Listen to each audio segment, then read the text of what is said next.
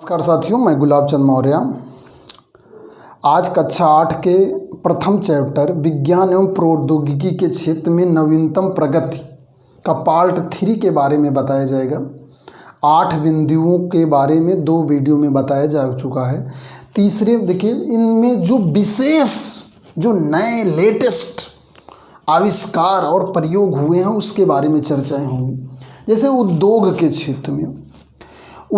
के क्षेत्र में साथियों इतना ज़्यादा डेवलपमेंट हो चुका है कि छोटे से छोटा सामान आज जो है मशीनों सस्ते से सस्ते रेट में आपको उपलब्ध हो पा रहा है। इतना कास्ट इतनी कम हो गई है मशीनीकरण से। जैसे पहले टेक्नोलॉजी इसलिए महंगी थी क्योंकि लोग व्यक्तियों पर मनुष्य पर निर्भर करती है और मनुष्य एक बहुत ही लापरवाह प्राणी है। मैं आपको बता दूं, 100 प्राणियों में से 100 मनुष्य में से 10 लोग काम करते हैं तो ये 90 लोग आराम से उसका यूज़ करते हैं।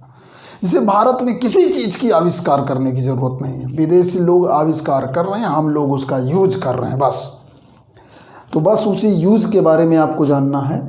उद्योग के क्षेत्र में जैसे आपकी जो मोटरसाइकिल्स बनती हैं, ये बड़े बड़े मोटरसाइकिल के प्लांट लगे हैं, आधे 1-1 किलोमीटर की, हर 1 मिनट में 2 मोटरसाइकिल बन के तैयार हो जाती है।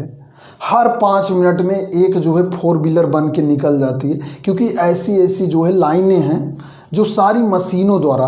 देखिए, जो हम फर्स्ट टाइम कोई सामान खरीदते हैं, नट बोल्ट ना, जिसे आपने मान लीजिए एक बुलेट खरीदी या हीरो स्प्लेंडर खरीदी, तो इसके जो नट वट होते हैं ये मशीनों द्वारा सेट होते हैं कि इतने प्रेशर पर ये नट कसा जाएगा, इसलिए वो बहुत ज़्यादा दिन तक चलते। लेकिन एक बार खुल जाने के बाद फिर वो उसमें नहीं रह जाता।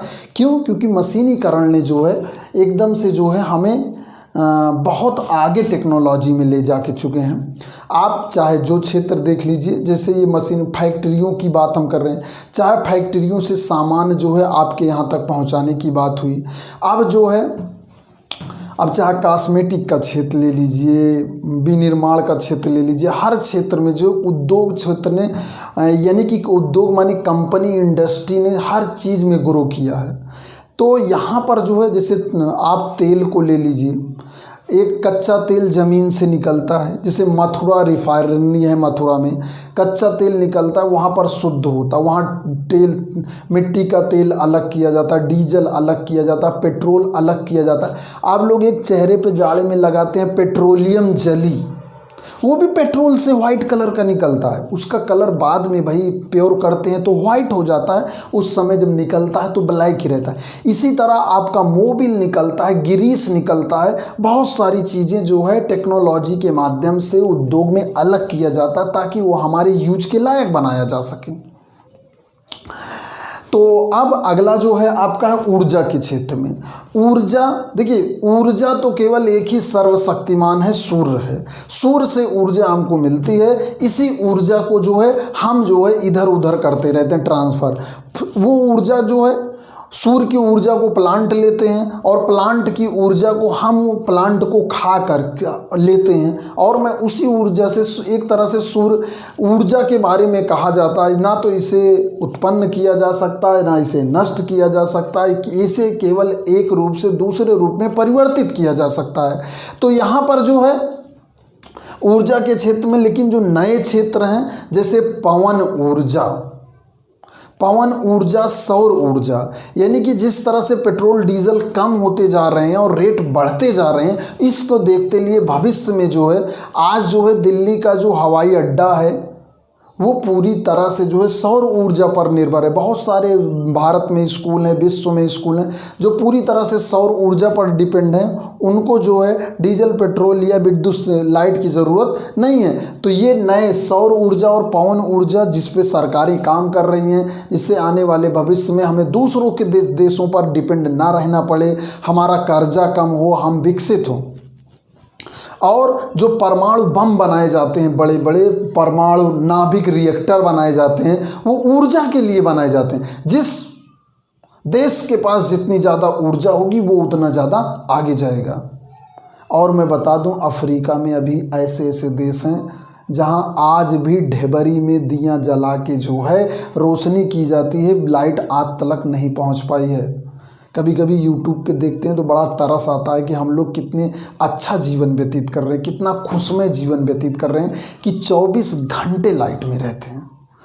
तो जितना गहराई में जाएंगे उतना मजा आएगा। आइए, व्यापार और वाणिज्य। व्यापार और वाणिज्य तो इतना सिंपल हो गया है कि मैं बताऊं कि मैं भी बिजनेस में आ गया। सारे बिजनेस ऑनलाइन हो गए हैं। जो काम हाथ से हो सकता है और बात से हो सकता है उसको मैं करता रहता हूँ। तो यहाँ पर जो है जब से इंटरनेट आया, इंटरनेट ने बहुत कुछ चेंज करी है। देखिए सबसे पहले क्या हुआ, जैसे आपका अमेज़न, फ्लिपकार्ट, स्नैपडील या बहुत सारे ऑनलाइन शॉपिंग दुकानें हैं जो आप हर चीज़ अपने घर पे आप मंगा सकते हैं। ये जो जिस माइक से मैं रिकॉर्डिंग कर रहा हूँ ये भी मैंने ऑनलाइन ही मंगाया, घर पे आ गया, पैसा पेड हो गया, कहीं जाना नहीं पड़ा, क्वालिटी में भी अच्छा है। तो इसका क्या हुआ, ये क्या हुआ, ऑनलाइन व्यापार हो गए। हर चीज़ें आपके घर तक जो है ऑनलाइन यानी कि मोबाइल से ही डिजिटली जो है व्यापार और वाणिज्य में जो है बहुत ज़्यादा ग्रोथ हुई है। बहुतों के व्यापार ख़त्म भी हो गए, लेकिन बहुतों ने नए लोग, नए करोड़पति आ गए डिजिटल की वजह से। आगे ई गवर्नेंस। ई गवर्नेंस का मतलब हुआ कि जो पहले लिखा हाथ से लिखा पढ़ी होती है, आज सारी जानकारियां जो है ऑनलाइन उपलब्ध हैं। जैसे पहले जो है रिपोर्ट जो है हाथ से लिखी जाती, अब ऑनलाइन लिखी जाती है। ये पुलिस वाले नहीं कह सकते कि हम आपकी रिपोर्ट लिखेंगे ही नहीं, आपको दिक्कत आती आप ऑनलाइन FIR करिए। पहले लेखपाल जो है छोटे मोटे कामों के लिए हम 3 बार तहसील दौड़ते थे, लेकिन आज आप ऑनलाइन जात प्रमाण पत्र, आय प्रमाण पत्र जो है, पेंशन, कॉलोनी, जो भी सुविधाएं आती है उसको ऑनलाइन आप प्राप्त कर सकते हैं। पहले जो है बहुत सारी कठिनाइयों का सामना करता है। हमने उस युग में भी थे जब कंप्यूटर इतना डेवलप नहीं था। 2010 के बाद जो है, जैसे 2001 में कंप्यूटर तो आ गया था, लेकिन लोगों के हाथ में जो है मोबाइल वो 13, 14, 15 के बाद आए, जितना सिंपल तरीका हो गया। तो यहाँ पर क्या है, ई गवर्नेंस ने आप जो है सरकार कोई भी आदेश करती है, आप व्हाट्सअप, मोबाइल, फेसबुक कहीं पर भी उस आदेश को पढ़ सकते थे। लेकिन पहले लोग आदेशों को जान ही नहीं पाते थे, अपने अधिकार को नहीं जान पाते थे, हम किस सर्विस में क्या काम करते हैं, हमें कितना वेतन मिलता है, या बहुत सारी चीज़ें हैं, हम उससे अनभिज्ञ रहते थे। आज हमें गवर्नमेंट की सारी सूचनाएं तुरंत मिल जाती हैं, आप उसे कंठस्थ करें और उसके अनुसार काम करें। तो बच्चों ये पूरे चैप्टर की थ्योरी थी, लेसन 1, मानव विज्ञान और प्रौद्योगिकी की नवीनतम प्रगति। इसमें मैंने 12 पॉइंटों में आपको एक्सप्लेन किया कि कैसे कैसे हर क्षेत्र में जो है नया चेंज आ रहा है। और एक बात जानिए, अगर आप अपनी ज़िंदगी में चेंज नहीं करेंगे, देखिए टेक्नोलॉजी में चेंज हो रहा है तो आपको भी अपनी ज़िंदगी में चेंज करना पड़ेगा, तभी आप आगे जाएंगे। इसलिए बच्चों आपसे जो है गुजारिश है कि मोबाइल पे यूट्यूब पर इतने सारे ज्ञान उपस्थित हैं, आप चैनल्स को सेलेक्ट करें और उसमें अच्छी अच्छी चीज़ों को पढ़कर अपनी कापियों में रखें, जिससे आप अपने कॉम्पिटिटिव, आप अपने प्रतिस्पर्धी से आगे जाकर उस चीज़ को प्राप्त कर सकें जो जीवन में आप चाहते हैं। केवल चाहने से चीज़ें नहीं मिलती हैं, उसके लिए आपको लड़ना पड़ता है, क्योंकि जो चीज़ आप चाहते हैं उसको 1000 लोग चाह रहे हैं। इसलिए आपको उन सभी लोगों से ज़्यादा मेहनत करनी पड़ेगी जो 1000 लोग उस चीज़ को चाह रहे हैं, क्योंकि जिस दिन आप चलना चालू कर देंगे लोग पीछे होना चालू हो जाएंगे। वास्तव में हमें लक्ष्य तक इसीलिए नहीं मिलते क्योंकि हम चलना ही चालू नहीं करते।